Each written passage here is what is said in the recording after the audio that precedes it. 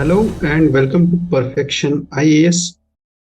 आज हम अपनी सीरीज में सेकंड सेशन ले रहे हैं जो हम डेली न्यूज़ एनालिसिस करते हैं, जिसका नाम है डेली न्यूज़ सिंप्लीफाइड।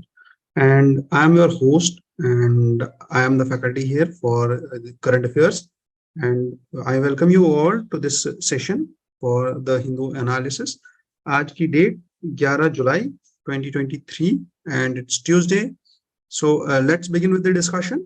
और आज का जो डिस्कशन है ये बहुत ही अच्छा होने वाला है। आज हम करंट अफेयर्स के साथ साथ स्टैटिक भी कवर करने वाले हैं हर एक टॉपिक का। and there was very less important news in the first page today actually, because अगर आप देखो तो हम पिछले कुछ दिनों से देख रहे हैं that there is rain, काफी ज्यादा बारिश हो रही है। there is excess rain in the north India and some districts or the northwestern India, particularly the western India also there are rains। और इसकी वजह से अगर आप देखो तो यहाँ दिल्ली में भी जो हम देख रहे थे, ठीक है, there were memes circulating on social media about this कि बहुत ज्यादा बारिश हो रही है, कैनॉट रिवर बन गया है और ये वाला लेक बन गया है। तो ये सब चीजें हैं, but this is not that important. कल हमने डिस्कस भी किया था दैट दी पर्टिकुलर रीजन जो इन रेंज के पीछे है दैट इज वेस्टर्न डिस्टर्बेंसेस। ठीक है, तो वेस्टर्न डिस्टर्बेंसेस या वेस्टर्न डिस्टर्बेंस जो विंड्स आ रही है अभी, उसकी वजह से high temperature which was there in our north belt, तो उसकी वजह से ये हो रहा था, है ना। अब आगे चलते हैं and there is nothing too much in this news. There are Bengal rural elections. कल भी ये न्यूज आया था और कल भी इसमें यही चीज था that high court now has ordered this repolling. अभी रीपोलिंग हो गई है वहां पे और now the orders for FIR the deaths. जो अभी वायलेंस हुआ है वहां पे 696 पोलिंग बूथ्स में अभी रीपोलिंग हो गई है, दोबारा से वो पोलिंग हुई है। पहले वहां पे कुछ वायलेंस हुआ था इसलिए पोलिंग कैंसिल कर दी गई थी। Nothing that much important. However, Supreme Court has directed, this High Court has directed to provide the report. ठीक है, then comes the Supreme Court। ये जो केस है लिंचिंग का, ये थोड़ा सा इंपॉर्टेंट बन जाता है यहाँ पे। ठीक है, तो यहाँ पे क्या हुआ था that there was this case of lynching in 2018। और 2018 में क्या हुआ था कि मॉब लिंचिंग के बहुत ज्यादा केसेस आ रहे थे और उसके बाद 18 से लेके 18 के बाद ही स्टार्ट हुआ था, नॉट स्टार्ट हुआ था एक्चुअल में, बहुत ज्यादा केसेस आने लग गए थे मॉब लिंचिंग के। तो what is mob lynching?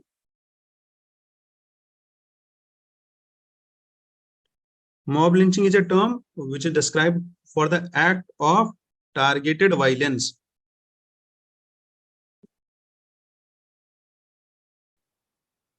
targeted violence by large group of people. At least more than 50 people are there, and this leads to offense against the human body or the private property. This act of a mob believes that by the punishing the victim for doing something wrong, not necessarily illegal, and they take the law in their own hands। और ये लोग क्या करते हैं, एक mob जमा हो जाता है, 50-60 लोग जमा हो गए और उसके बाद ये लोग क्या करते हैं, किसी एक इंसान को ऐसे मतलब कहीं पे भी वायलेंस कर देते हैं और कहीं पे भी लोगों को मार देते हैं। चाहे आप नॉर्थ ईस्ट दिल्ली का वायलेंस देख लो, आप काउ विजिलेंटिज्म देख लो, तो हर जगह ऐसा होता है।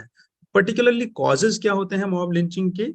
एंड दीज आर इंटॉलरेंस किसी ग्रुप के अगेंस्ट में, और the food habits of some group, और सम फेस्टिवल्स के अगेंस्ट में, और सम एक्टिविटीज के अगेंस्ट में, और mostly lower caste upper caste के बीच में दिस इंटॉलरेंस और the intolerance between religious groups, उस टाइम पे ये मॉब लिंचिंग होता है। ठीक है, then there are caste biases, ठीक है, और आइडेंटिटीज और कास्ट और religion based biases, or there is cow vigilantism, and there is lack of speedy justice also। जिसकी वजह से विजिलेंटिज्म या जिसकी वजह से मॉब लिंचिंग होती है। And there is inefficiency in the police administration also. ठीक है। And the types of mob lynching can be honour killing और it can be witchcraft also. तो अगर इस पे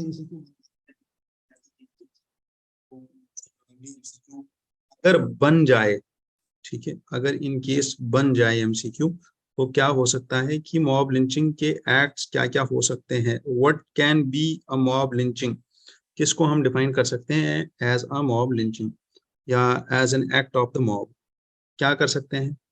ठीक है, कम्युनल वायलेंस और विचक्राफ्ट और honour killing, there is cow vigilantism, child lifting,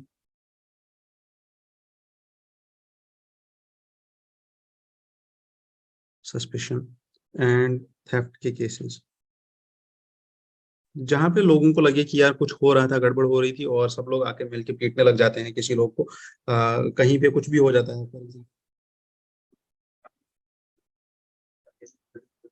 सब लोग आके मिलके उसको पीट के मार दिए वहां पे, तो that can be an act of mob. ठीक है, तो particularly mob lynching is a violation of article 21। ठीक है, क्यों? Because article 21, right to life and property, right to life, right to life and liberty of the constitution which provides for, and this article is particularly grossly infringed when we talk about this mob, क्योंकि उस इंसान को बोलने का मौका ही नहीं दिया जाता है, उस इंसान को लाइफ को डिफेंड करने का मौका नहीं दिया जाता है, and he is just there, he just killed. ठीक है, या उसके अगेंस्ट में ये एक्ट होता है वायलेंस का without the due process of law. ठीक है, पर्टिकुलरली अगर आप देखो लीगल टर्मिनोलॉजी में, without the due process of law or without the procedure established by the law, this act is being done. And such incidents also violate Article 14 and Article 15 of the Indian Constitution. And the mob lynching is nowhere mentioned in the law of the land. तो particularly हमारे constitution में तो mention नहीं है। तो and this is simply put as a murder, and since it has not yet been incorporated under Indian Penal Code also, तो IPC और constitution में ये मेंशन नहीं है। तो अभी अगर आप मुझसे पूछो तो यहाँ पे क्या है, यहाँ पे there was this Tehseen Poonawalla case, जिसके बारे में न्यूज़पेपर में भी लिखा गया है, versus Union of India case 2017 का, जिसमें there were several preventive and remedial measures which were pronounced by the Supreme Court, and Supreme Court actually referred mob as a horrendous act of mobocracy, as a horrendous act of mobocracy। तो ये जो act है, mobocracy का act है, जो यहाँ पे supreme court ने डिफाइन किया था इन दिस केस, जिसका नाम था, जो केस हम अभी पढ़ रहे थे, this case was about Tehseen Poonawalla case 2017। and then court also and then what can be done more in such scenario। ठीक है, अब इसमें और क्या कर सकते हैं, और क्या कर सकते हैं, फर्स्ट इज कि we can set up fast track courts. ठीक है,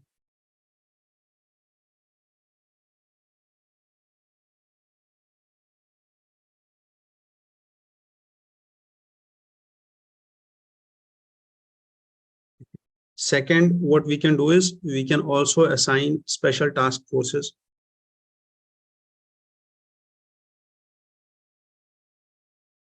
for such thing। ठीक है, एंड उसके बाद we can also provide the victim compensation, victim compensation।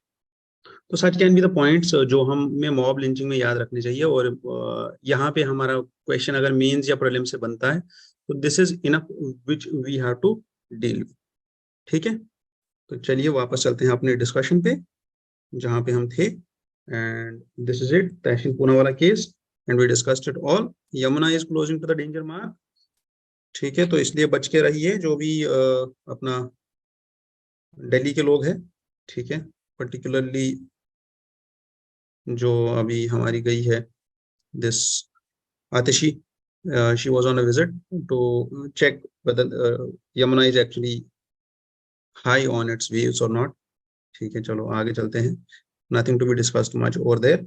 And there comes this high court verdict, Madras High Court verdict to quash the criminal cases against the minor boys for consensual relationships with minor girls।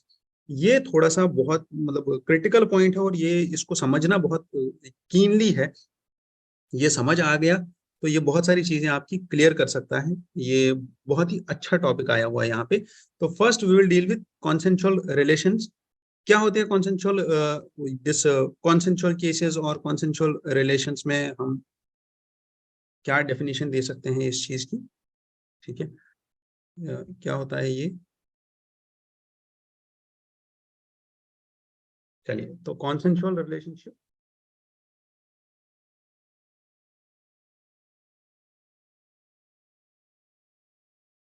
consensual relationship refers to any relationship which is either in past or present. It can be romantic, it can be physically intimate or of the sexual nature। ठीक है, तो it can be of sexual nature also, plus it has to be consented। ठीक है, और whatever the person और whoever the person involve in this, they are involve with consent. ठीक है, अब यहाँ पे की पॉइंट आता है कंसेंट। तो कंसेंट किसका माना जाता है, जो एडल्ट। ठीक है, बट अगर आप न्यूज देखो तो न्यूज में बोला जा रहा है that Madras high court has given this order that minor boys for consensual, or minor boys or minor girls for consensual relationships with minor girls। अब कंसेंशुअल रिलेशनशिप है माइनर बॉयज और माइनर गर्ल्स का, minor जो भी होगा उसका तो consent ही नहीं लगेगा। तो then how can we do with this thing. But the thing is court is just deliberating on this thing कि इनका माइनर अगर रिलेशनशिप में है तो इनका एक चीज चेक किया जाएगा। What will be that, that will be if the interest and the future of the children is involve. अगर इनका फ्यूचर इन्वॉल्व है इस केस में, अगर दो बच्चे हैं जो लेस देन 18 और less than 16, they are both juveniles and they are into a relationship, और उसके बाद अगर वो मतलब उस रिलेशनशिप में है which is not actually allowed, और उसके बाद they are having this consensual relationship. ठीक है, they are having this consensual relationship, तो उस टाइम पे first the thing will be checked is कि वेदर, बिकॉज एक्चुअल में प्रॉब्लम कहाँ पे आता है, प्रॉब्लम यहाँ पे आता है कि द अक्यूज्ड और the boy is accused with rape. ठीक है, ठीक है, और he is accused with the charges of kidnapping. ठीक है, जो कि रॉन्ग चार्जेस लग जाते हैं, कभी कभी लग जाते नहीं एक्चुअल में।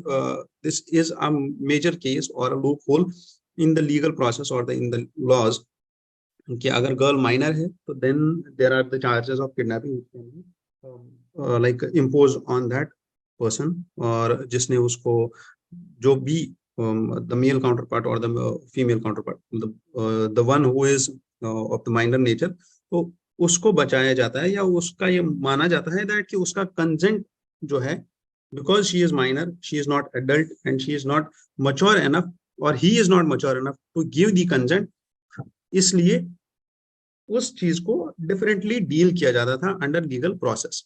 नाउ मद्रास हाईकोर्ट ने सेट किया अगर ये दोनों बच्चे, if the both are into a consensual relationship, और उसके बाद उनका फ्यूचर डिसाइड करने के लिए we can not put them behind the bars. ठीक है, तो that is why it said that we are questioning the criminal cases which are there against both of them. अब यहाँ पे दो और टर्म्स लगाई गई है साथ में, one is two finger test and another is potency test. ठीक है, तो पहली चीज हम देखेंगे what is two finger test and how is it like, क्या है इसका सीन पूरा। तो टू फिंगर टेस्ट,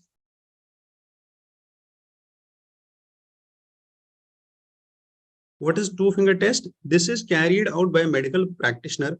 कोई भी डॉक्टर हो, कोई जो भी लीगल लाइक गायनोकोलॉजिस्ट हो, या जिसको मेडिकल प्रैक्टिशनर बोला जाता है, जो कंपाउंडर हो, जो एक रैंक पे हो, जो कम से कम अगर कुछ भी नहीं तो एमबीबीएस हो या एमडी हो या इंटर्न मतलब हो हॉस्पिटल में, जो प्रैक्टिस कर रहा हो, the one who is practising medicine, ठीक है, he checks the vagina to check that if the person or if the female is habituated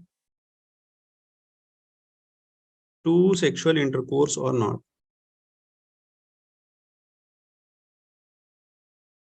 अब यहाँ पे जो ये बंदा चेक कर रहा है, he has the discretion to decide whether she is habituated or not, and this practice is a totally unscientific, ठीक है, this is totally unscientific and there is no definite information which can be derived out of this, and this has no bearing in case of allegations of rape. अगर कभी भी ऐसा होता है तो यहाँ पे रेप के चार्जेस इसके अगेंस्ट में हो, इस टू फिंगर टेस्ट से कोई फर्क नहीं पड़ेगा। यहाँ से क्या कंक्लूजन निकलता है? This is not being considered. A woman who has been sexually assaulted undergoes this medical examination for ascertaining her health and medical needs and the collection of the evidences. However, in such scenario, WHO, World Health Organization, ने बोला है that in its handbook, ठीक है, in its handbook, it has released that there is no place of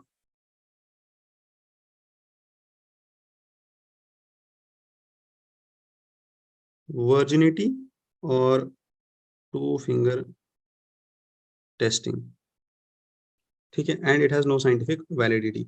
उसके बाद supreme court in 2004 has also highlighted that whether a woman is habituated to the sexual intercourse or not, the test is itself, or this two finger test is itself irrelevant for the purpose of determining the ingredients of section 375 of the IPC, ठीक है।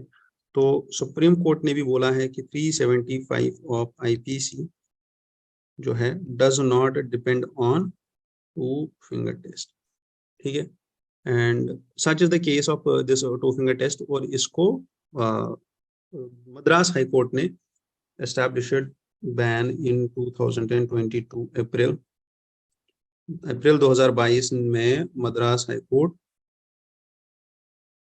Said the state to ban the test, ठीक है।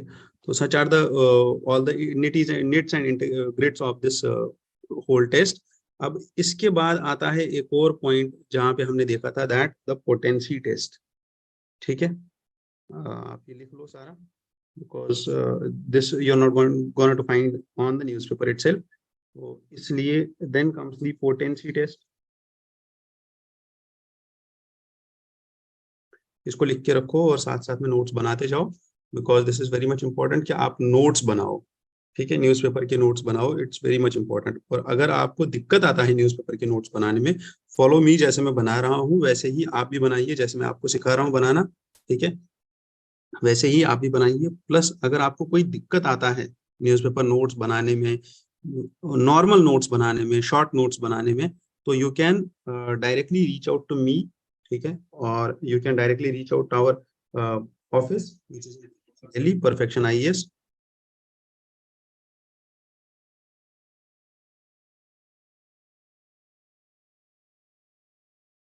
करोल बाग जो दिल्ली में है, ठीक है, और मैं आपको नंबर भी दे देता हूँ अभी थोड़ी देर में ऑफ आवर सेंटर, ठीक है, वो आपको नंबर डायल करेंगे तो आपको हमारे तक कॉल आ जाएगी, आपकी कॉल मुझसे मिला दी जाएगी। अगर आपको कोई भी दिक्कत हो तो आप पूछ लीजिएगा। This is the number 9031036712 and ask about SK sir and they will direct you and the call will be connected to me only, ठीक है। Now moving back to the potency test, अब ये पोटेंसी टेस्ट क्या होता है? This is done only to check whether a male is potent to do sexual assault. अब ये कैसे चेक किया जाएगा? ठीक है, एक्चुअल में होता क्या है, that the sperm is taken and the sperm is taken to check the potency of that sperm. If that sperm is not potent, it's just assumed ki the male itself and the person itself is not actually that much capable to commit sexual assault. And this too, actually, agar aap dekho to this too has like it's not going to change anything, because the sperm being like agar aap dekho sperm being potent or not will not change the story altogether that the person has done the sexual assault or not. Kyun? Because with the prime defense in the rape or the assault case being the importance, the authorities are well within their rights to request or issue the warrant for a potency test. Now the thing is कि अगर आप यहाँ पे देखो तो जो यहाँ पे मद्रास हाई कोर्ट बोल रहे हैं कि यहाँ पे जो चीज चल रही है, that is this potency test. It's an archaic test to suspect the collection of the sperm. Now the thing is, this test has to be done away with, okay? Because just mere by assuming that the sperm of a male is not potent, which means that the male cannot do the sexual assault, is not actually logical. ठीक है, तो ये चीज को Madras high court ने highlight किया है, and this is what we have to deal with, or this is what we have to understand out of this is the terminology of this act. अब इसमें क्या क्या terms है और इसको ध्यान से देखना है, and this much is the area which is important. Rest of the news is not that much important because it's the story about the case which is going on in Madras High Court. चलिए आगे चलते हैं. Now this will be the part of DS1 में आएगा urbanization, and particularly this can be the also the part of economy and urban spaces. ठीक है, और जियो economics, तो ये लिंक हो जाएगा पेपर थर्ड के साथ भी, और प्लस स्मार्ट सिटीज. ठीक है, तो that is how we link UPSC syllabus. और अगर आपको ये भी सीखना है तो इसके लिए भी आप सीधा मुझे कॉल कीजिए, अभी मैंने नंबर दिया हुआ है, डायरेक्ट कॉल लग जाएगा आपको हमारे नंबर से. From the open air auditoriums to the roadside parks, the cities are repurposing vacant, unused or underused spaces. ठीक है, तो कहीं पे यूज हो, अनयूज हो, अंडर यूज स्पेस हो, इसको हम क्या कर सकते हैं? जैसे अगर आप देखो तो चांदनी चौक का रीवैम्प हुआ अभी दिल्ली में. ठीक है, तो अगर आप फोटो सर्च करोगे रीवैम्प चांदनी चौक, तो वहां पे भी कुछ ऐसा ही किया गया है, that the lanes are being, उन पे वो टाइल्स लगाए गए हैं, and that's all what we are doing. Footpath बनाया गया, and some space which is in between. अगर आप देखो तो वो जो रोड का डिवाइडर होता है वहां पे हम थोड़ा ग्रीनरी उगा देते हैं. And now what the urban areas, यहाँ पे बात हो रही है महाराष्ट्र, गुजरात, ठीक है, Telangana, and Sudarshan Chowk in, I guess this also is in Maharashtra only. And then Kohima, the forest colony was a small patch of land where the of Nagaland. तो सच projects और सच एग्जांपल्स, इनको आप याद रख सकते हो, और ये हमारे मेंस के आंसर्स में कोट हो सकते हैं जब हम अर्बनाइजेशन और सस्टेनेबल अर्बनाइजेशन और द इकोलॉजिकल अर्बनाइजेशन पे क्वेश्चन लिखेंगे. That is how to deal with और how to be in balance between ecology and urbanisation. ठीक है, तो दिस इज अ टॉपिक जो कि हम बोल सकते हैं दैट दिस इज अ निश, और दिस इज अ टॉपिक जो ट्रांजिशन टॉपिक है between different subjects of the humanities, whether that is development, whether that is economics, that is ecology, that is sustainability, that is smart cities. तो ये green spaces provide करना, ये जो topic है ये थोड़ा सा क्रिटिकल टॉपिक है, इसको समझना और इसको याद रखना.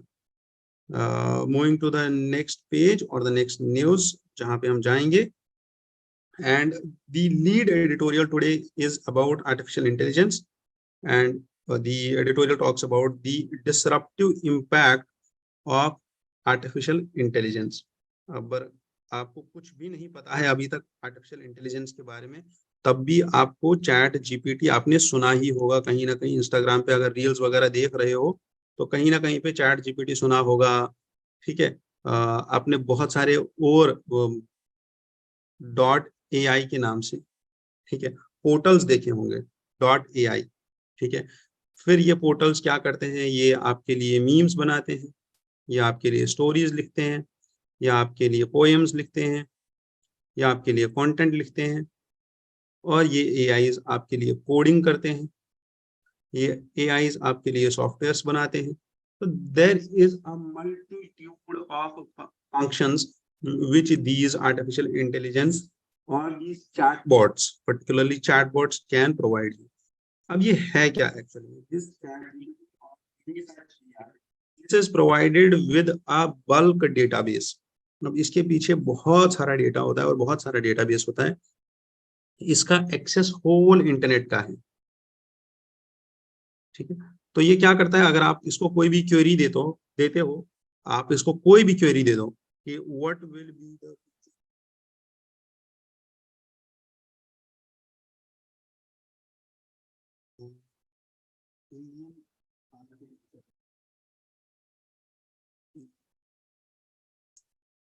ये क्या करेगा, this will analyze the internet, or this will analyze the past architecture of India, then present architecture of India, then it will establish a trend, और उसके हिसाब से ये फोटोज जनरेट करके देगा.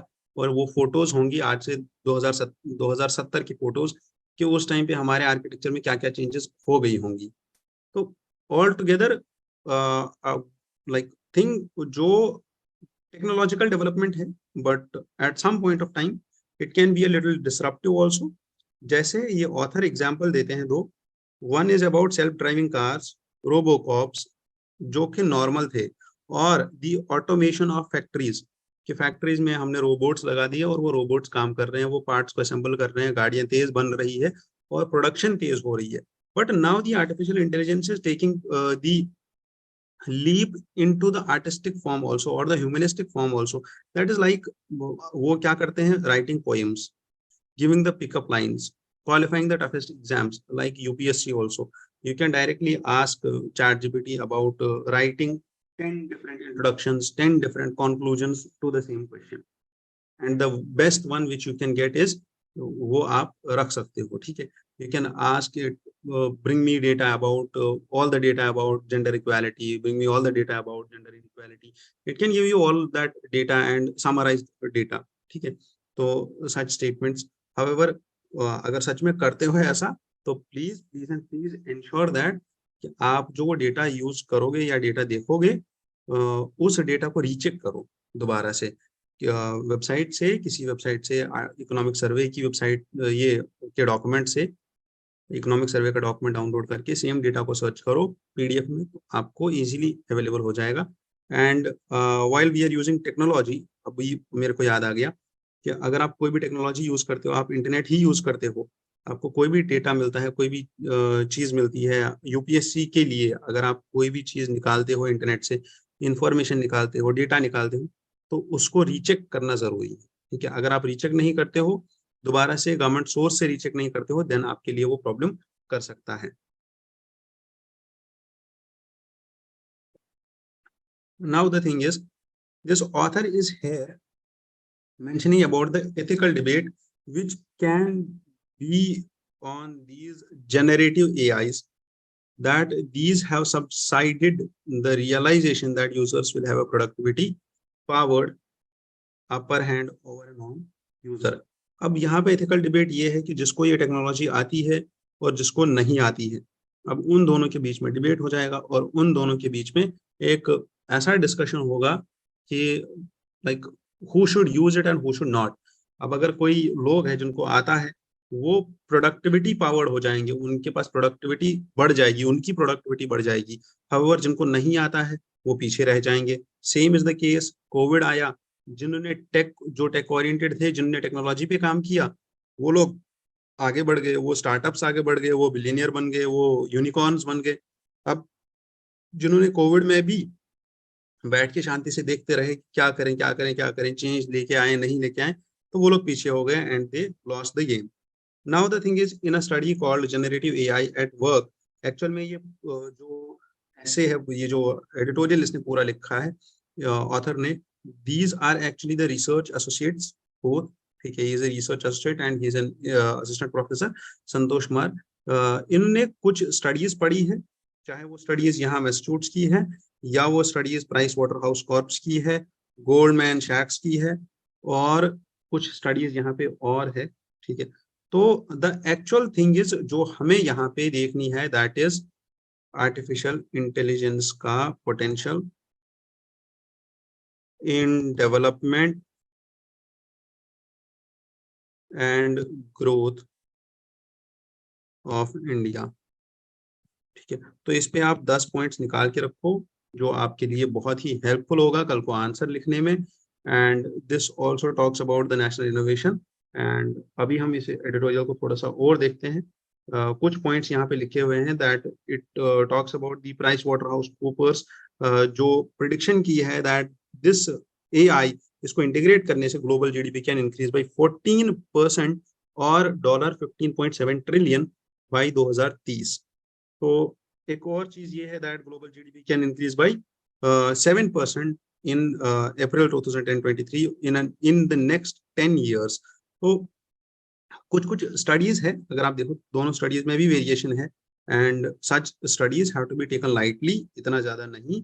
और इन स्टडीज को हम डायरेक्ट यूपीएससी में कोट नहीं कर सकते, however we can quote Massachusetts की स्टडी, एंड डायरेक्ट अपने आंसर्स में इनको अवॉइड ही करो यूज करना, बिकॉज दैट मच डिटेल और उतने ज्यादा नाम आपको याद भी नहीं रहेंगे, है ना। अगर आर्टिफिशियल इंटेलिजेंस पे इकोनॉमिक सर्वे में कोई चीज आती है तो उसको आप कोट कर लेना। प्लस हमें बस ये देखना है कि इंडिया में आर्टिफिशियल इंटेलिजेंस पे क्या क्या स्टेप्स लिए जा रहे हैं, गवर्नमेंट क्या क्या कर रही है, how much are we doing on that, ठीक है। Now the adverse effects of artificial intelligence which have been highlighted here is the labour replacement. अब लेबर रिप्लेस हो जाएगा तो उसके बाद ये ऑथर यहाँ पे एक काम करते हैं कि हाउ द लेबर रिप्लेस्ड, जो अर्लियर लेबर रिप्लेस हुआ था due to industrialisation and all, and उसकी वजह से भी तो लेबर रिप्लेस हुआ था जब रोबोट एडॉप्शन हुई थी, लेबर रिप्लेस हुआ था। But now we are seeing कि 50 to 70% of the changes in US wage structure over last 4 decades have been there only due to the routine tasks in industries, जिससे rapid automation हुआ था। तो ये author यहाँ पे आर्ग्यूमेंट देते हैं कि रोबोट जब हमने अडॉप्ट किए थे तो उसकी वजह से भी there was labour displacement, labour replacement particularly. अगर हमने रोबोट्स ले लिए तो अब लेबर का काम तो खत्म हो गया, फिर लेबर का काम खत्म हो गया तो उससे क्या हुआ, ठीक है, उससे हुआ ये कि वेज स्ट्रक्चर चेंज हो गया। कहाँ का, यूनाइटेड स्टेट्स का वेज स्ट्रक्चर चेंज हो गया due to this automation. However अगर आप देखो this analysis that 15 to 35% of the work in US economy is exposed to automation. However, currently अभी वर्ल्ड में 60% of the workers are employed in occupations that did not exist in 1940s। तो जब भी कोई technology आती है, अगर वो टेक्नोलॉजी आने के बाद चेंज होता है लेबर स्ट्रक्चर, तो इसका मतलब ये नहीं है कि बस लेबर रिप्लेस हो रहा है, इसका मतलब ये है कि technology itself is creating avenues and jobs of different type for the labour. अब डिफरेंट टाइप के जॉब्स बनेंगे और डिफरेंट टाइप के जॉब्स क्रिएट होंगे, तो उससे हेल्प ये हो जाएगी कि टोटल जॉब चेंज हो जाएगा। जॉब चेंज हो गया तो उसके बाद जहां पहले काम कर रहे थे, पहले लेबर का काम कर रहे थे, मैकेनिकल काम कर रहे थे, अब चेंज होकर कुछ और काम करेंगे, तो नए नए जॉब्स आएंगे, नई नई अपॉर्चुनिटीज आएंगी, उससे डरना नहीं है। However, yes, for India, there are opportunities and there are challenges also, like artificial intelligence in call centers and software industries does not bode well for millions of the Indians who are working currently in it. And we cannot regulate the use of artificial intelligence because this won't be a bright solution as per the author, because this will drive away the investments and opportunities। तो ये point थोड़ा सा important है आप लिख के रखिए और आपके लिए काम आ जाएगा। 10, it would be prudent for India. अब इंडिया को करना क्या चाहिए, that we should more focus on education और ट्रेनिंग इन आर्टिफिशियल इंटेलिजेंस। ठीक है, तो such was the discussion on this artificial intelligence debate topic. ठीक है, तो second thing which we are going through is Chandrayaan 3, जिसका लॉन्च अभी शेड्यूल किया गया है 14 जुलाई को। तो 2-3 दिन में हम देखेंगे that India will be on moon, and we all pray that this will be a great success, great success for India, and India will be the only second country to soft land on moon. ठीक है, now the thing is Chandrayaan 3 speaks to moon's rings rising importance in the scientific political milieu. Done. तो कौन सा vehicle हमने कल भी discuss किया था, दैट GSLV Mark 3 इसको लेके जाएगा फ्रॉम श्रीहरिकोटा। चंद्रयान 2 सबको याद होगा that was the saddest moment for whole India and us also, when the Chandrayaan 2 crashed, and it was launched in July 2018. थोड़ा सा याद रखना, विक्रम प्रज्ञान, क्या पता ये टर्म्स को मिक्सअप करके इस बार Chandrayaan 3 में पूछ ले प्रीलिम्स में। ठीक है, ऑप्शंस में विक्रम या प्रज्ञान डाल दे, तो इसको याद रखना है that this was the part of Chandrayaan 2। Then comes the Chandrayaan 3. This rocket will place the payload in an elliptical orbit around the okay, ठीक है। चलो, तो इसमें हम पहले देखते हैं Chandrayaan 3 के बारे में। Chandrayaan 3 will be launched by, this will be launched by GSLV Mark 3, ठीक है, from Sriharikota, and the propulsion module, sorry,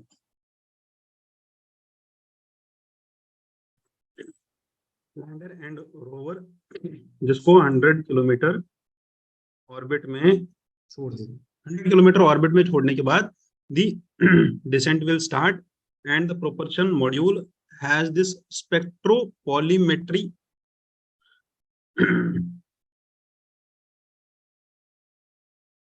polarimetry of habitable planet Earth. ठीक है, जिसका नाम है SHAPE. This is the propulsion module, जो इस GSLV Mark 3 को प्रोपल्शन देगा, जो इसको थ्रस्ट देगा, जो इसको ऑर्बिट में घुमाएगा। ठीक है, this payload is there to study the spectral and polarimetric measurements of the earth from the lunar orbit। ठीक है, तो ये जो शेप है, this will be in lunar orbit and it will study earth from that orbit। Done. अब इसके बाद जो लैंडर है, इसका लैंडर का नाम क्या है, chest, and this chest is there to measure the thermal conductivity and temperature। ठीक है,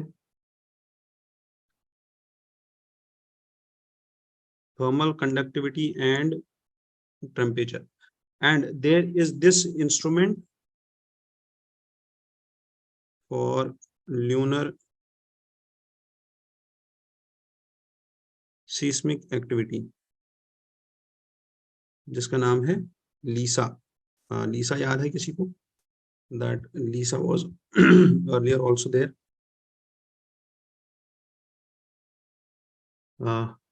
पिछली बार भी, no, this is ILSA actually. ILSA पूछा हुआ है UPSC ने, एक बार देख लेना what is Lisa.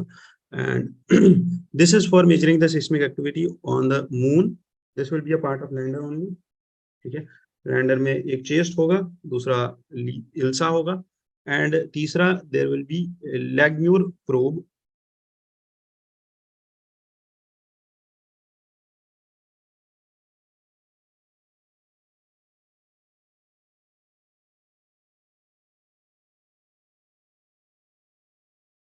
also known as LP. This will be there to estimate the plasma density of moon.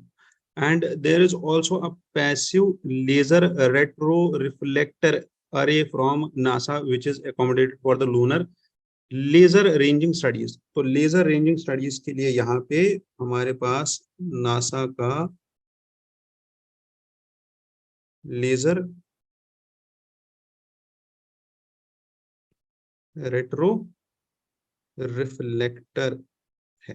तो these will be the components of lander, ठीक है, and this will be in the orbit and this will be around the orbit. Plus जब rover होगा, जो यहाँ पे rover का part है, जैसे हमने पहले देखा था विक्रम एंड प्रज्ञान, यहाँ पे जो रोवर होगा, rover here has what, first there is this, rover में क्या क्या है यहाँ पे, first is alpha particle, X-ray spectrometer जिसका नाम है APXS, and there is also LIBS LIBS, that is laser induced breakdown spectroscope,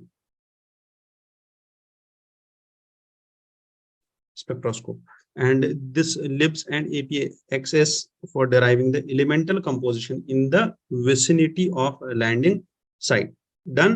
तो यहाँ पे हमारे पास चंद्रयान के ये कुछ कंपोनेंट्स है जो हमें याद रखने हैं। लैंडर मॉड्यूल में क्या है, प्रोपल्शन मॉड्यूल में क्या है, और रोवर में क्या क्या है। तो द 3 की objectives of Chandrayaan 3 are: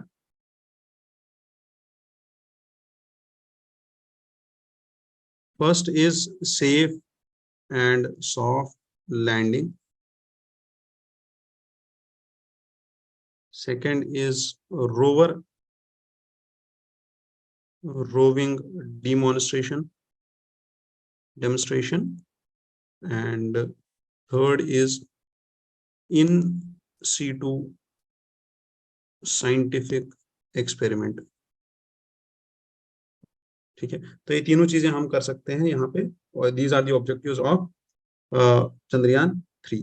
and there are several advanced technologies which are present in the lander itself, and these are altimeters, velocimeters, inertial measurement, propulsion systems, navigation, guidance and control system, hazard detection and avoidance system, landing leg mechanism. तो पिछली बार अगर आपको याद होगा तो landing में problem हो गया था चंद्रयान 2 में, क्योंकि उसका जो लैंडिंग लेग मैकेनिज्म था that was a bit weak, और जो पर्टिकुलरली यहाँ पे ऑथर भी लिखते हैं दैट इज अबाउट दिस, जो यहाँ पे ऑथर लिखते हैं कि रीजन क्या था एक्चुअल में उस चीज का, चंद्रयान 3 का। चंद्रयान 2 का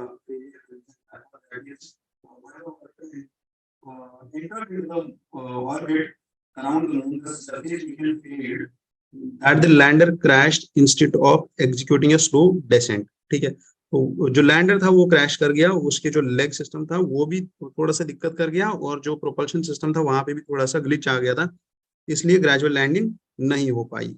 ठीक है, done with this, and okay, this will be a homework for you to go through this Artemis Accord। what is Artemis Accord? चलो आगे चलते हैं। women's reproductive autonomy as the new catchword। what is women's reproductive autonomy? पूरा editorial पढ़ने का जरूरत नहीं है, I'll tell you in a short and crisp manner।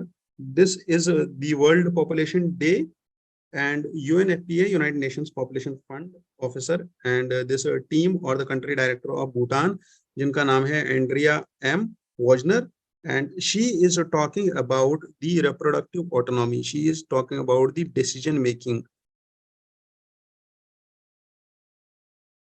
power of women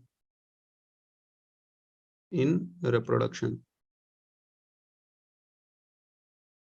मतलब जब भी एक, और इन while the conceiving of child, the actual में the decision of conceiving a child और the decision of having a child, that is reproductive autonomy which she is talking about. And in such a scenario she talks about the family planning services which actually are there because we are currently obsessed with the total fertility rates. अगर आपने यहाँ पे देखा होगा, अगर आपने ध्यान से देखा होगा तो NFHS 5 भी हाईलाइट करता है the fertility rate which is 2.1% for India currently, है ना.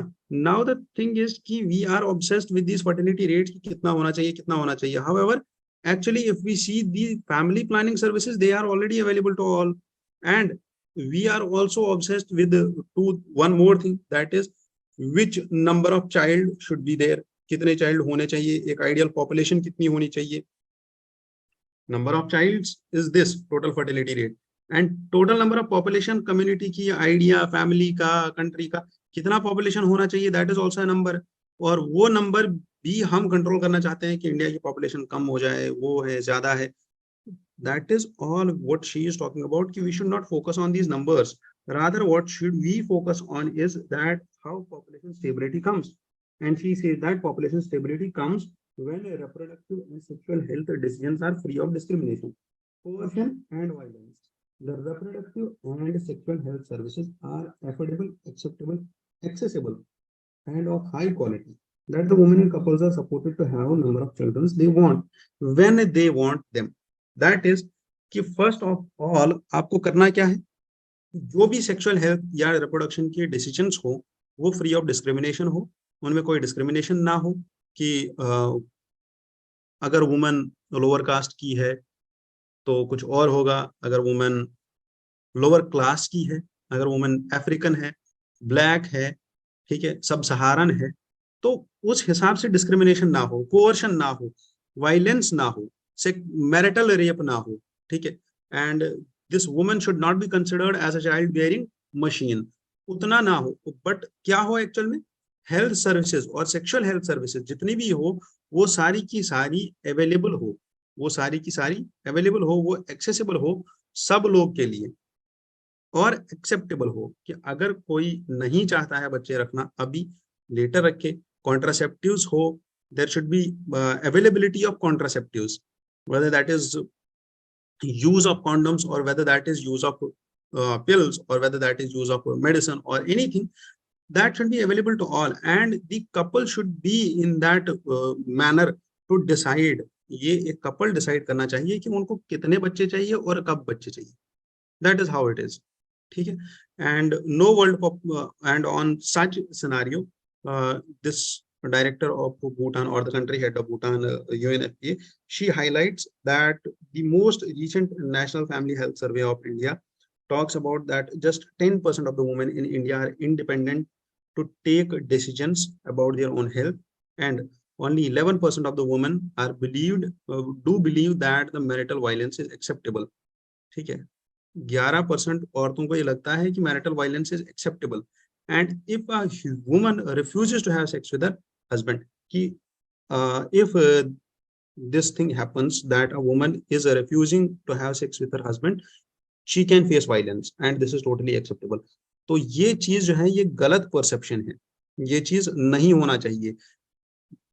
This sexual consent should be always there, otherwise it will lead to what, marital rape.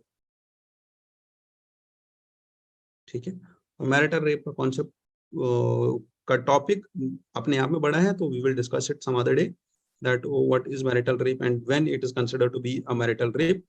And this thing we can use in our conclusions in such topics also and in some other topics also, that is कि India has this opportunity to advance its gender equality and grow as an economy, raising its women's labor force participation rate by 10 percentage points. अगर हमने 10 percentage points और बढ़ा दिया तो हमारा this might account for more than 70% of the potential GDP growth opportunity. इतना ज्यादा हमारा GDP growth हो सकता है. This is a very important point. आप अगर इसको लिख के रखो तो आपके आंसर्स में हेल्प हो जाएगी, आपके लिए बहुत अच्छा आंसर बन सकता है, इससे आपका कंक्लूजन बहुत अच्छा होता है, हो जाता है एक आंसर का. Moving to the next editorial, and this is opinion. ठीक है, there is this epidemiologist जिनका नाम है Brian Wall, and he talks about his own experience when he was posted an experience of John Snow. He was a physician in London while there was cholera happening in 1854. जो ये अपना experience बताते हैं या जो ये अभी recent study बताते हैं, the study about the waste water surveillance. Waste water surveillance, अब ये क्या है वेस्ट वाटर सर्वेलेंस? कि जितना भी वेस्ट वाटर निकलता है किसी भी कम्युनिटी से, किसी भी सिटी से, उसको चेक किया जाए, उस कम्युनिटी के वेस्ट वाटर को चेक किया जाए जो कि गंदा पानी निकल रहा है ड्रेन्स से, उसको चेक किया जाए और उससे पता चलेगा हमें कि कौन सी बीमारी फैलने वाली है, कौन सी बीमारी किस कम्युनिटी को लगने वाली है, यहाँ कौन सी बीमारी प्रेवेलेंट है, और वही चीज है जो हमें हेल्प करेगी इन दी सर्वेलेंस ऑफ पब्लिक हेल्थ, और पब्लिक हेल्थ को चेक करने में. Like it talks about the strategy of this surveillance.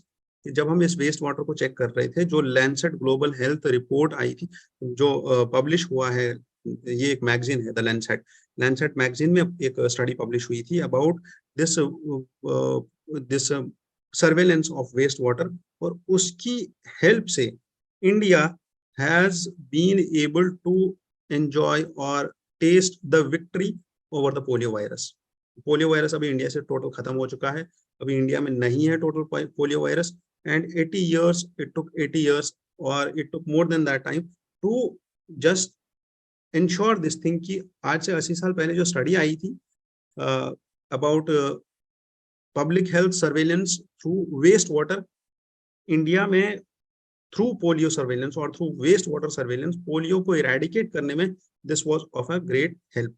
And this author suggests such measures for the like disasters like COVID-19 pandemic. उस time पे भी we could have identified such things through wastewater management.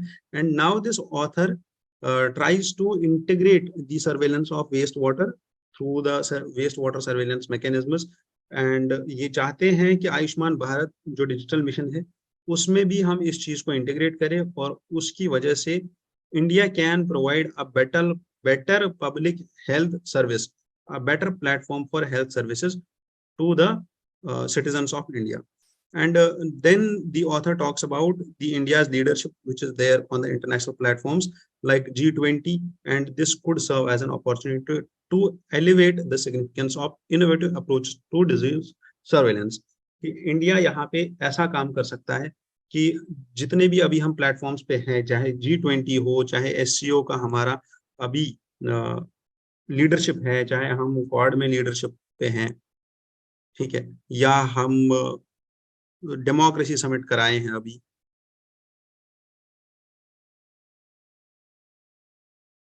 ठीक है, जितनी भी platforms पे India का leadership है अभी, India is being the global leader now, it's playing its role which was designated for India. वो रोल जो इंडिया को मिला हुआ है, वो रोल जो इंडिया के नसीब में था, that role is now India playing today. जो रोल इंडिया का डेस्टिनी था, that India is destined, India की ये तकदीर थी कि उसको ग्लोबल लीडर बनना था, और वो रोल पे इंडिया अभी है, वो रोल इंडिया अभी प्ले कर रहा है. तो उस टाइम पे इंडिया को हर एक अपॉर्चुनिटी देखनी पड़ेगी और हर एक अपॉर्चुनिटी को हार्नेस करना पड़ेगा.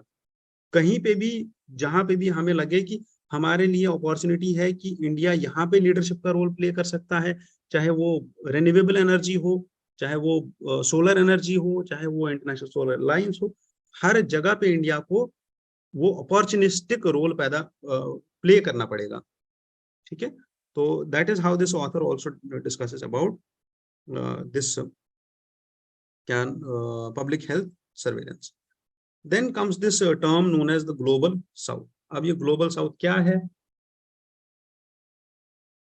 सॉरी, और ये ग्लोबल साउथ क्या ये एक ज्योग्राफिकल टर्म है जो हम यूज करते हैं टू दी सदर्न ओशियन और द सदर्न कंट्रीज, चाहे उसमें अफ्रीका आता है, चाहे उसमें सेंट्रल एशियन कंट्रीज आती है, पाकिस्तान आता है, इंडिया आता है, और दिस चाइना एंड रशिया, ठीक है, और द ऑस्ट्रेलिया, न्यूजीलैंड और the island countries here and there.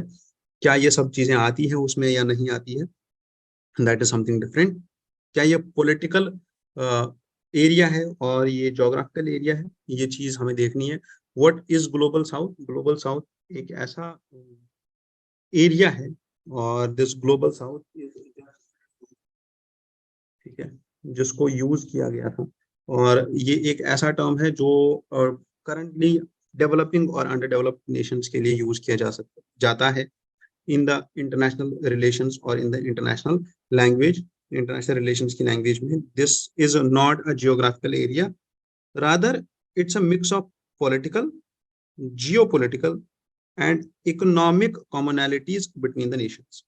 ये उन नेशंस के लिए यूज किया जाता है जो politically, geopolitically and economically common है एक दूसरे के साथ। अब जो ये कॉमनैलिटीज है, चाहे वो पॉलिटिकल कॉमनैलिटीज है कि हम लोग पहले कॉलोनीज थे, जितनी भी कॉलोनीज थी पहली, चाहे ये जियो पॉलिटिक्स है जो हम टेरिटरीज या बॉर्डर शेयर करते हैं उनका, इकोनॉमिक कॉमनैलिटीज जो हम सब ने एक ब्रंट फेस किया है, या जो हम सब इकोनॉमिक कॉमनैलिटीज में मिक्सड इकोनॉमिक अप्रोच लेके चलते हैं। We are not neither are we strictly capitalist और neither nor are we totally socialist. तो सच जो कॉमनैलिटीज हैं जो हम सब कंट्रीज, चाहे वो साउथ एशियन कंट्रीज हो, चाहे वो कंट्रीज हो जो पहले कॉलोनीज रह चुकी हैं, ठीक है, तो वो यूरेशियन कंट्रीज हो, तो दोज आर द कंट्रीज जहाँ पे ये ग्लोबल साउथ का कॉन्सेप्ट या ये ग्लोबल साउथ का टर्म इंडिकेट करता है उन कंट्रीज को। Now what is this global south? this term was first this term global south was first used in 1969 by the political activist known as Carl Oglesby, and he wrote in the Catholic magazine Commonweal, and he argued about the Vietnam War जो 1960s में हुआ था, about the culmination of history of the northern dominance। 1960s में Vietnam वार हो गया, खत्म हो गया। उसके बाद 1991 में जब सोवियत यूनियन का ब्रेकअप हुआ, सोवियत यूनियन खत्म हो गया, and there was only one which was left, and it was what? Capitalism. This was around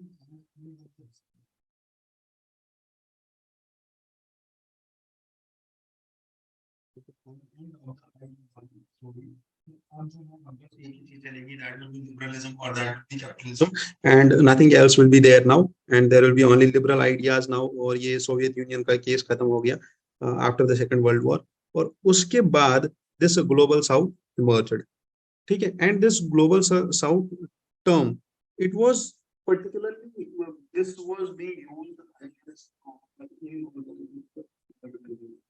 इसके बाद सेकेंड वर्ल्ड वॉर के बाद, सोवियत यूनियन का ब्रेकडाउन होने के बाद, जितनी भी कंट्रीज जिनमें अभी इंडस्ट्रियलाइजेशन नहीं हुआ था, उन सब कंट्रीज को बोला जा रहा था थर्ड वर्ल्ड कंट्रीज। और थर्ड वर्ल्ड इसलिए बोला जाता था बिकॉज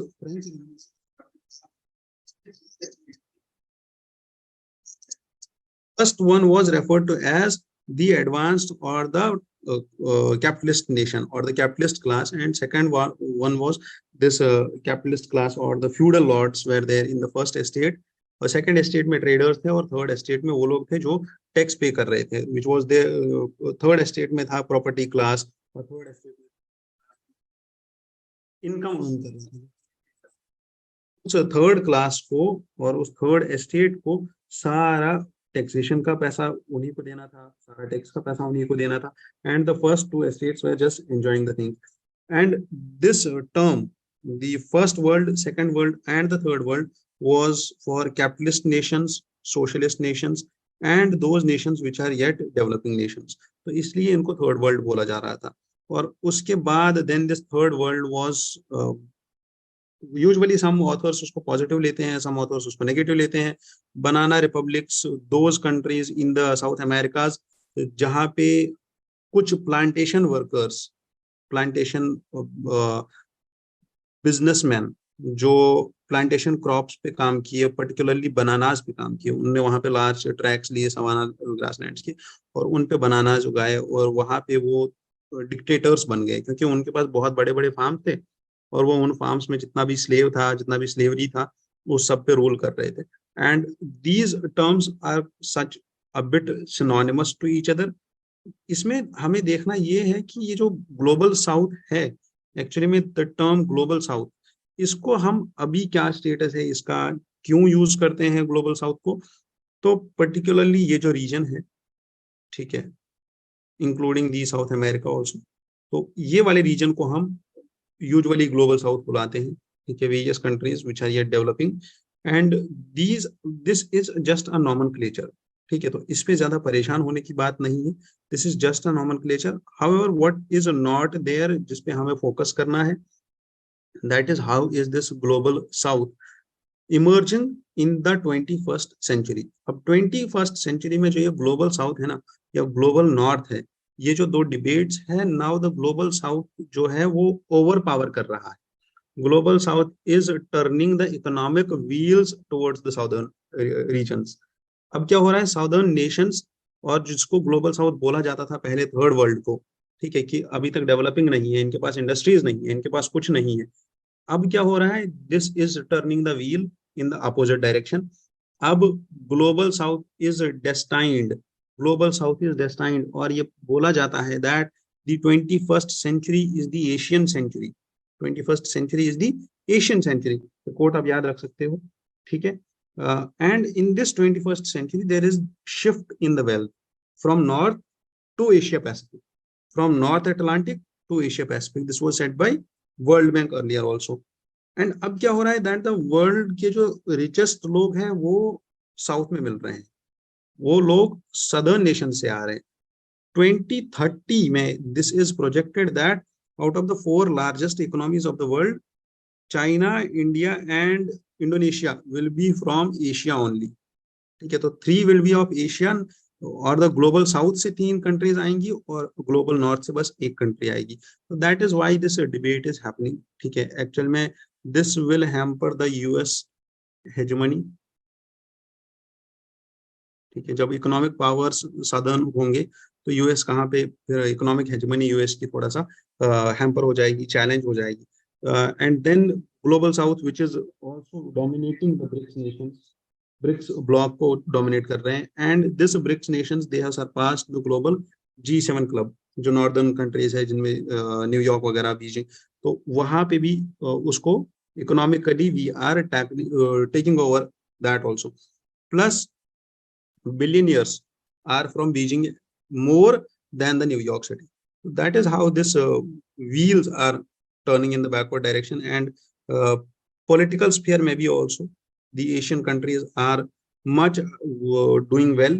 Particularly अगर आप इंडिया का बात देखो, ठीक है, इंडिया बीइंग द मीडिएटर और trying to mediate between the peace between Russia and Ukraine, और China trying to broker the Iran and Saudi Arabia rapprochement, or Brazil attempting to push for peace plan in Ukraine war, India being a part of being a member or being a supporter of the peace plan in Russia-Ukraine debate, or in Armenia, or this Armenia and Azerbaijan debate over the Nagorno Karabakh reason. तो हर एक जगह पे political sphere में भी और economic sphere में भी, because this about geopolitics and geoeconomics, and दोनों जगह पे ग्लोबल साउथ और the southern countries of the globe they are playing a part. And there are these experts on geopolitics, जिनका नाम है Parag Khanna and Kishore Mahbubani, and ये लोग लिखते हैं that the coming century is the Asian century, and this is all what we have to deal with, that now there will be a new world order which is known as post western world order। ठीक है, तो अगर आपने एक term सुना होगा that is west ministerial form of government, और अगर आपने एक टर्म सुना होगा वेस्ट वर्ल्ड ऑर्डर, और कभी कभी ये भी बोला जाता था द फर्स्ट और the initial phase of political science, और first phase of international relations. International relations is all about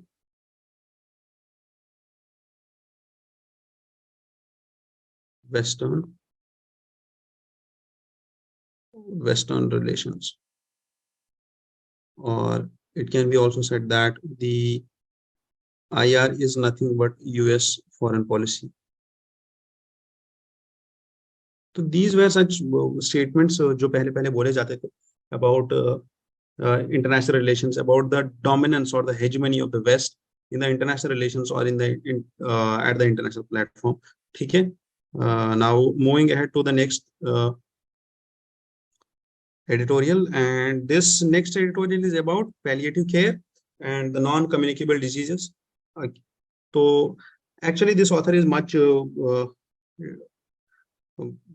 talking about the guidelines,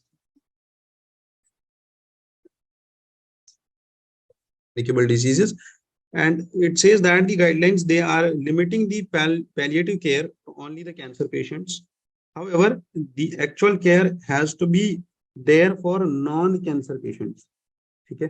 तो नॉन कम्युनिकेबल डिजीज और नॉन कम्युनिकेबल डिजीज पर्टिकुलरली इसमें बहुत सारे लोग आते हैं. इसमें डायबिटिक लोग आते हैं, इसमें कैंसर पेशेंट्स आते हैं, एलिमेंट्स का इशू है जिनका, पर्टिकुलरली स्पाइन का इशू है जिनका, like there are much more disease in NCDs, and out of the total there is a disease burden of 80% out of all the diseases which leads to NCDs. ठीक है.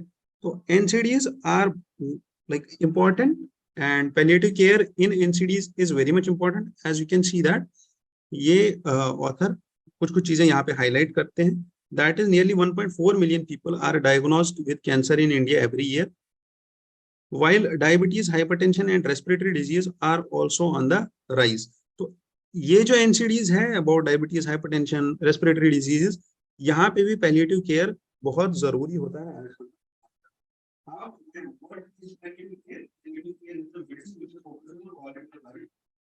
And preventing the life-limiting illnesses from taking the taking over the life of that person who is suffering through NCDs. अब इसमें क्या करते हैं, पहले over मेडिकलाइजेशन देखते हैं कि ज्यादा दवाइयां ना खाए, उनको थोड़ा सा योगा कराएंगे, एक्सरसाइज कराएंगे, उनको बाहर टहलाने ले जाएंगे, and all of this, so that this is also termed as end of life care. ठीक है. कि अब इनका किडनी फेलियर हो गया है, हार्ट फेलियर हो गया है, now they are on that verge of end of life. Now that care has to be there, कि that end has to be beautiful now. ठीक है. तो talking crude about it, and why, how many of the people need actually palliative care. Palliative care is a tertiary healthcare facility which is available at tertiary healthcare facilities in the urban areas. However, this author talks about this thing that palliative healthcare must be delivered at least at the health and wellness centers or the sub center level at the village level, and the people who have to come to the district hospitals for palliative care is a failure of the health system. ठीक है. तो ऐसा नहीं होना चाहिए. ये palliative care इंसान को घर पे अवेलेबल होना चाहिए, घर पे नहीं तो सब सेंटर पे अवेलेबल होना चाहिए. Because if you see that the Global Atlas of Palliative Care 2020 talks about that the need of palliative care was higher for non-cancer illnesses than the cancer illnesses. ठीक है. There are some NGOs also who are working on it, on the palliative care, and that is all out of this whole debate which is there in this editorial, and nothing as much important. Particularly palliative care में post independence India has made improvements in healthcare, 3-tier health system of India, जिसमें अभी there are national health programs, Ayushman Bharat, national health insurance scheme also, which are the positive efforts.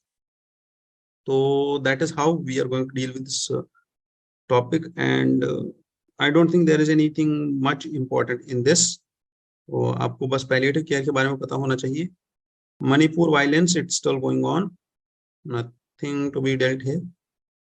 Ordinance, okay, there is this Uzra Zia, थोड़ा सा important हो सकता है SSC level पे, आप देख सकते हो.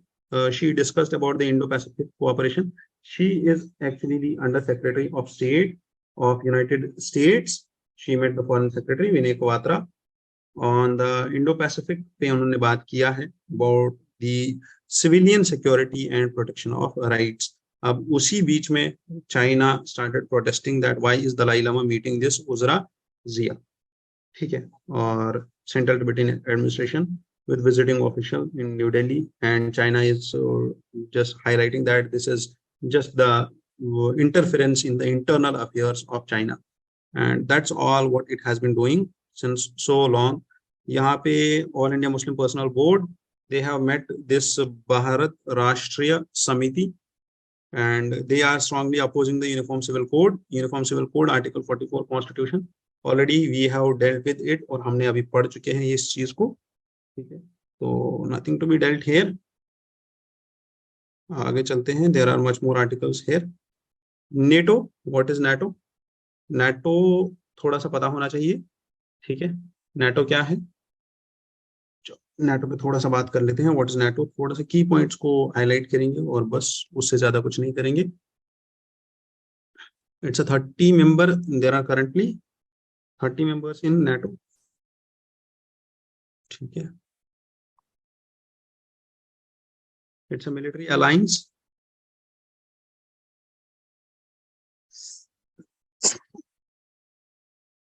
also known as Washington Treaty.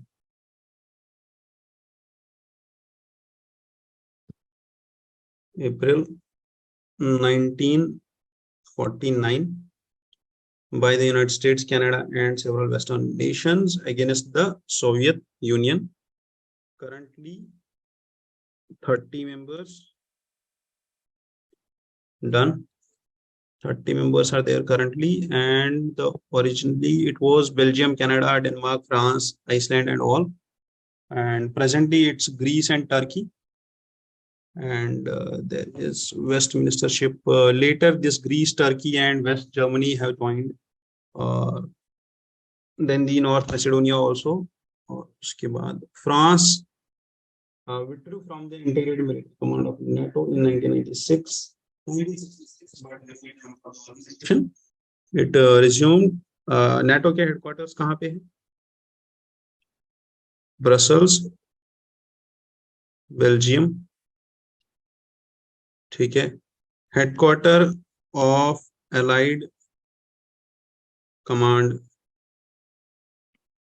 Operations is in Mons, Belgium, ठीक है. तो objectives of NATO, there are 2 objective, political objectives and military objectives. Political objectives में डेमोक्रेटिक वैल्यूज को एस्टैब्लिश करना, एंड मिलिट्री ऑब्जेक्टिव्स में पीसफुल रेजोल्यूशन ऑफ डिस्प्यूट्स, ठीक है. ऐसा नहीं समझना कि सीधा जाके पीसफुल रेजोल्यूशन ऑफ डिस्प्यूट्स, ठीक है. NATO फंक्शन कैसे करता है? It has an integrated military command, जहां पे ये काम करता है, and must respect the basic values that underpin the alliance. And NATO बना क्यों था? Because of the world war 2 1940s, western European and economic west. World war 2 के बाद ये सब चीजें कहानी शुरू हो गई थी कोल्ड वॉर में, and particularly there are alliances of NATO. First is Euro Atlantic Partnership Council, जिसके बारे में आप पढ़ सकते हो. First is Atlantic Partnership Council, जिसके बारे में आप पढ़ सकते हो. Then there is Partnership for Peace Program.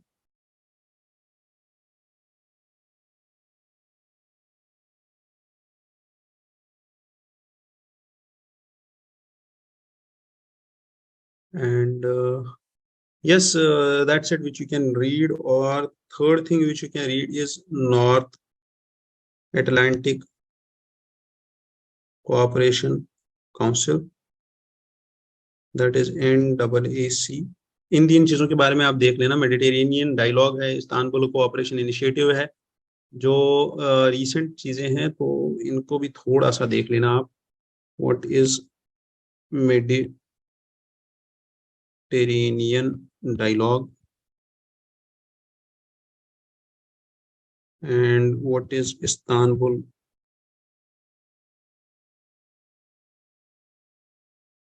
Cooperation initiative,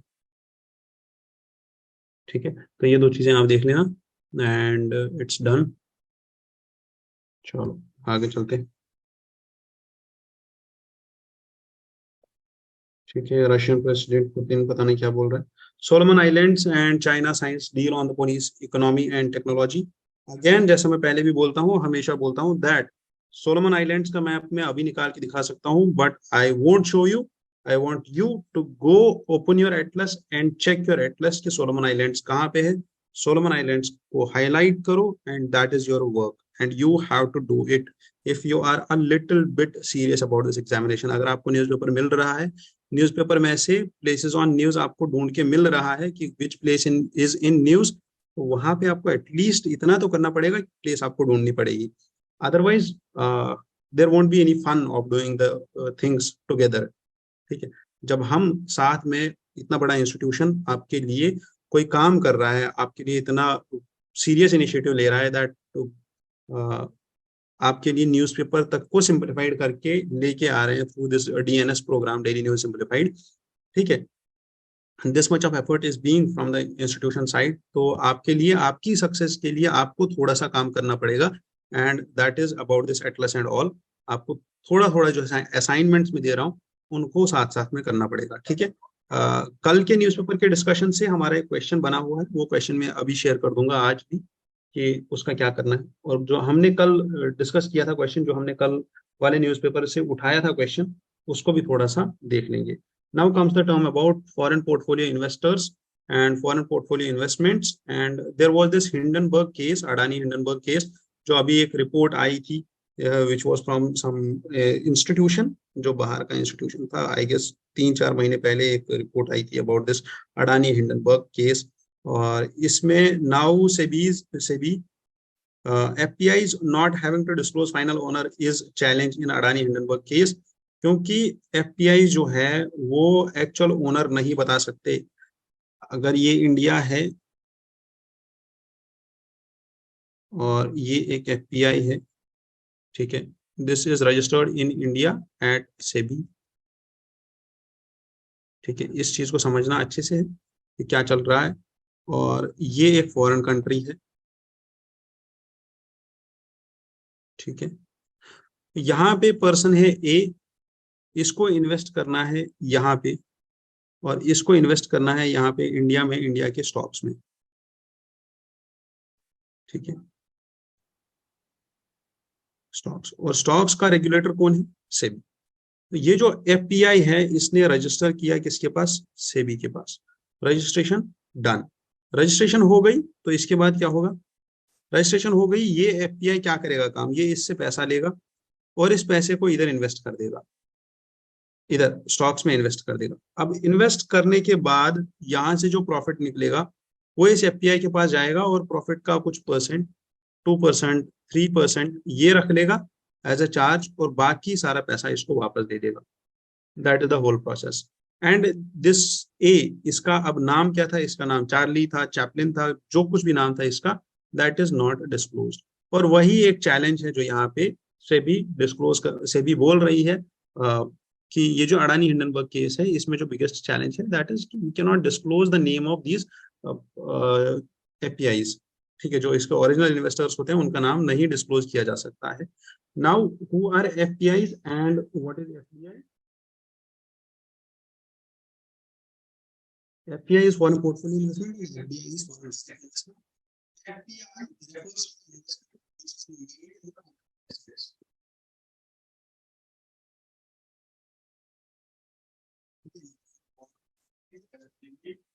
enterprise which is based on money by the foreign investment.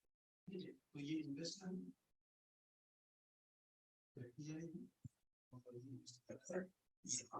now FDI, what is this? This is an international investment, and this investment is a direct investment. ठीक है, and this investor is directly investing into the enterprise of another country. This too is foreign only. ठीक है, foreign investor only.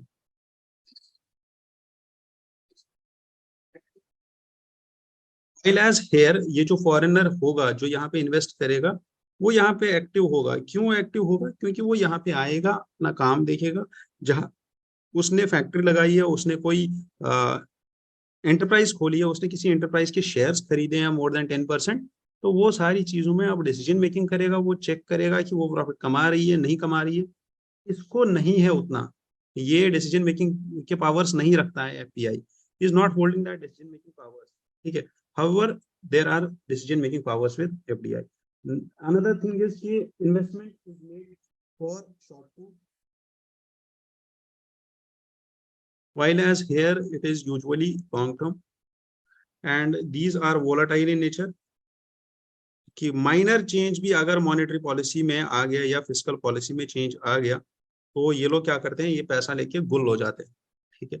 And this is stable, और ये direct उठा के पैसा अपना चले जाते हैं और ये अपने पैसे को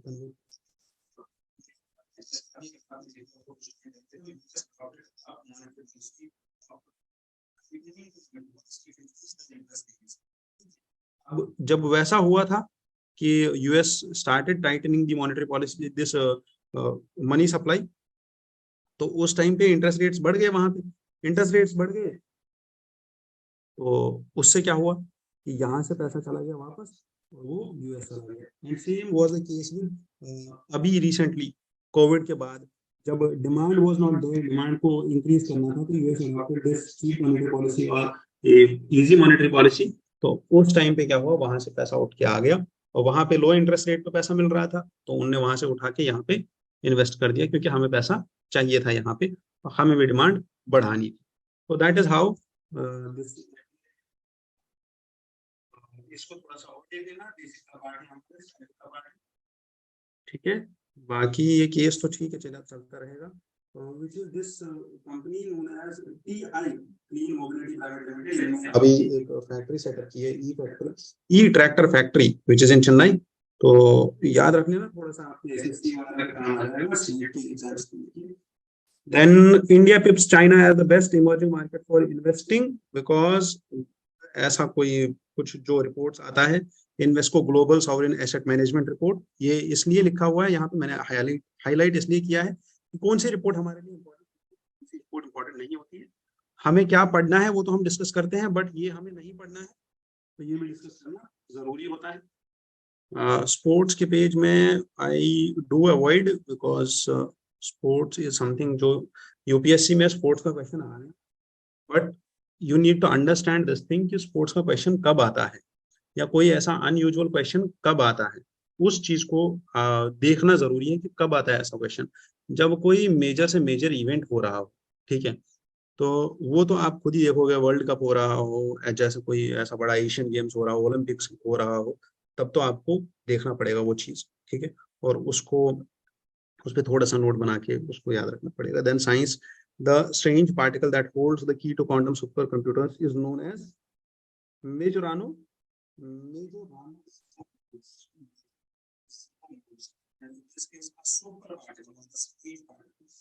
recently developed, and this can be used as a powerful form of computing, and this computing will be called as topological quantum computing. They can work as qubits and won't easily lose the information vested with them. Such computers could also take advantage of peculiar mathematical rules known as non-abelian statistics. इस line को बहुत अच्छे से समझने के लिए we will go deep into this editorial. इस editorial में क्या लिखा हुआ है, रिसेंटली एक नया डिस्कवरी हुआ है और एक नया पार्टिकल पाया गया है जिसका नाम है मेजोरानो जीरो मोड्स, ठीक है, and this has a potential to revolutionize the quantum computing. What does Majorano mean? All the subatomic particles, जितने भी subatomic particles हैं इस दुनिया में, they all are made up of what? Fermions. अब यहाँ पे there was a British physicist in 1928 जिसका नाम था Paul Dirac. He tried to link quantum mechanics with this subatomic particles and with the theory of relativity, और वहां से निकला Dirac equation. And what is this Dirac equation? This tries to describe the behavior of subatomic particles that move at near the speed of light. जितने भी subatomic particles हैं जो move कर रहे हैं किसी डायरेक्शन में at the speed of light, उनका बिहेवियर क्या होगा, that is what is all about this Dirac equation. What he noticed was that the equation predicted the existence of an anti-particle for each of the particle. और वहीं से start होता है that such that if the two meet, they accommodate each other. That they enter each other. That is particle and anti-particle. And that is all the particulate matter, और वहीं से फिर link हो जाता है इसका theory of relativity, and that goes deep into the physics. ठीक है, तो वहां हमें नहीं जाना है, हमारे ना तो समझ आ रहा है ना तो यूपीएससी पूछेगा कभी। ठीक है, क्योंकि हम यहाँ पे लेटेस्ट बन के तो नहीं है। What is Majorano's zero mode? All the particles have four quantum numbers associated with them. No two particles in the same system can have the same four quantum numbers. The numbers are together like each particle's ID. ठीक है, ये definition हमें याद रखना मतलब these Majorano zero modes का। And then what is non-abelian statistics? In these what we are doing, these are simply mathematical rules।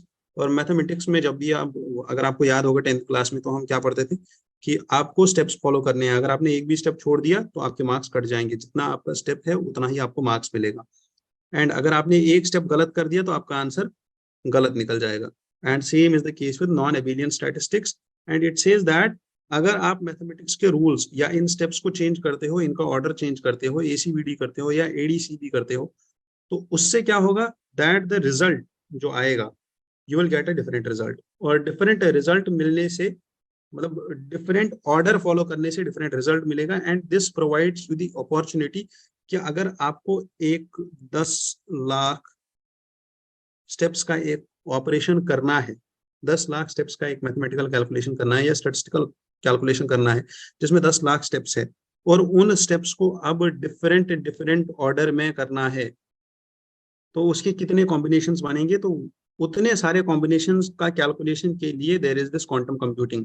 और इस क्वांटम कंप्यूटिंग में ही आता है non abelian statistics, which talks about that if you change the series or the chronology of the steps, then the result will also change.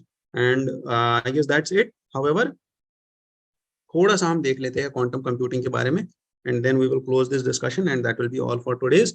And quantum computing, abhi this is a rapidly emerging technology that harnesses laws of what? Laws of quantum mechanics. Quantum computing चलता है quantum mechanics के laws पे। And then quantum mechanics is a subfield of physics that describes the behaviour of particles. ठीक है, quantum mechanics क्या करता है, behaviour of particles. ठीक है, behaviour of particles and the different way of processing the information. ठीक है, different traditional computers, आप अगर नॉर्मल कंप्यूटर लेते हैं, it works in 0 and 1, while as the qubit it talks about 0 and 1 with multiple combinations। ठीक है, यहाँ कितने कॉम्बिनेशंस बन सकते हैं, कितने कनेक्शंस बन सकते हैं, and the complexity of that problem, this has that potential कि इसका कितना कॉम्बिनेशन बन सकता है, उस पर ये काम करेगा। जैसे अभी हमने देखा दैट 1 लाख स्टेप्स का एक स्टैटिस्टिकल कैलकुलेशन है, और उसमें उन 1 लाख स्टेप्स को डिफरेंटली डिफरेंट ऑर्डर में उस पर काम करना, और डिफरेंट ऑर्डर में उसके कैलकुलेशंस को सॉल्व करना और उनका रिजल्ट निकालना, दैट इज क्वांटम कंप्यूटिंग। ठीक है, now the significance of quantum computing can be that quantum computers can tap into the quantum mechanical phenomena and they can manipulate the information which is expected to shed the light on the processes of molecular and chemical interactions। अब कोई भी molecular and chemical interaction कि कोई भी दो, अगर हम chemicals मिलाते हैं या दो मॉलिक्यूल्स को मिलाते हैं, तो वहां से कितने कॉम्बिनेशन मिल सकते हैं, कितना इंटरेक्शन हो सकता है, that is all about this quantum computing and that is how this can open doors to new scientific discoveries. अब कुछ स्टेप्स है IBM India initiative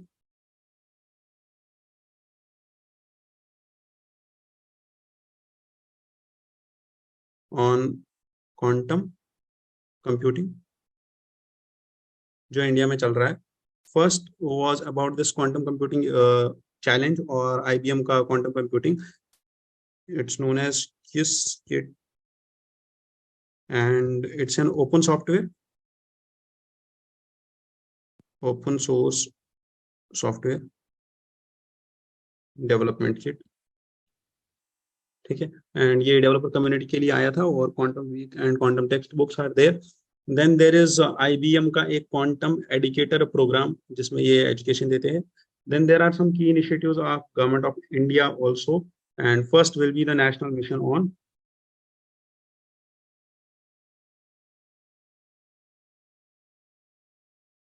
quantum technology and application. It was passed in 2021 budget, and it allocated 8,000 crores towards the national mission on quantum technologies for the development in quantum computing, cryptography, and communication.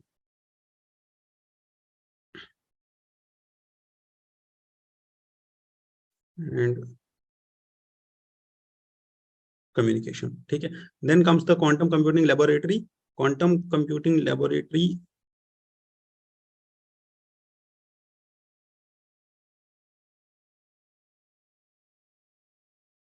quantum computing laboratory, this was set up in 2021 by Indian Army, and this is set up in MP.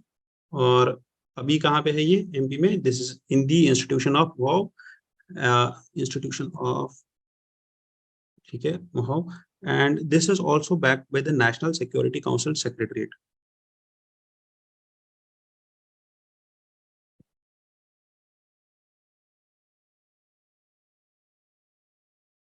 ठीक है। Then comes the quantum communication lab.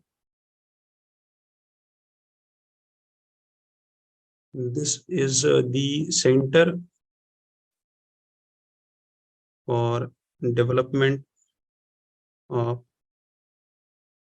telematics, या जिसको हम C dot भी बोलते हैं, ठीक है। This launched the quantum communication lab, और there are some other initiatives also जो आप देख सकते हो। One is I hub, and there is some startups also जो काम कर रहे हैं। One is QNu labs which is in Bangalore, ठीक है। There is one more known as BosonQ और भिलाई। ये आप देख लो, थोड़े बहुत स्टार्टअप्स है ये, और ये आपके काम आ जाएंगे आपके एग्जाम्पल्स को कोट करने में और आपको हेल्प करने में, कहाँ पे? आपके मेंस में, ठीक है। चलो, we are done with this, ठीक है। And I guess today's discussion is over. And कल का जो क्वेश्चन था, जो आपने शायद लिखा भी होगा, and which was about the Jio politics and Jio economics में इनकेस का क्या रोल रहेगा। करंटली आज का जो क्वेश्चन होगा, that will be about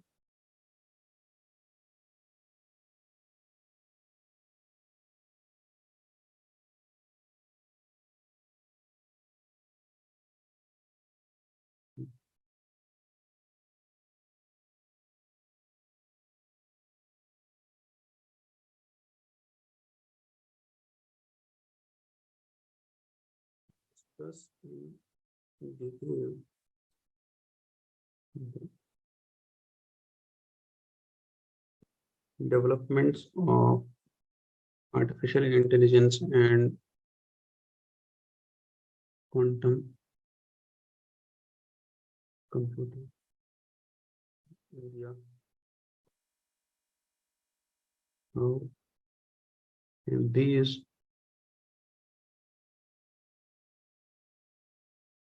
help in economic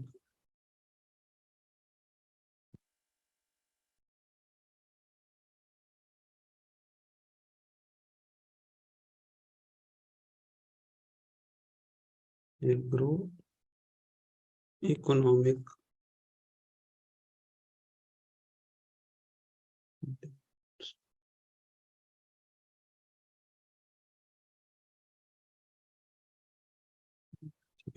what's it's potential, 250 words का क्वेश्चन होगा ये एंड 15 मार्क्स इसमें आएंगे।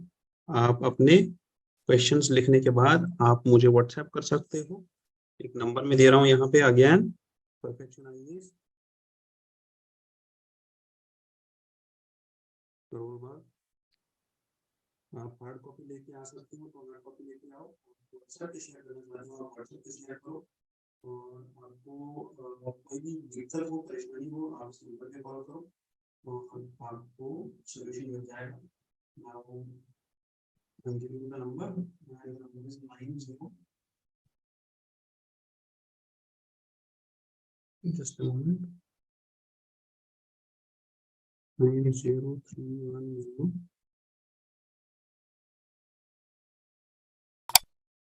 3712।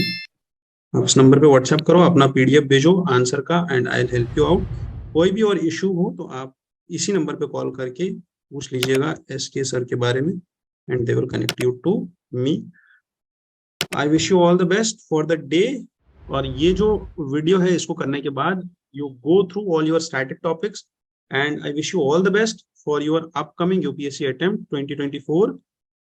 जय हिंद, जय भारत, गुड लक।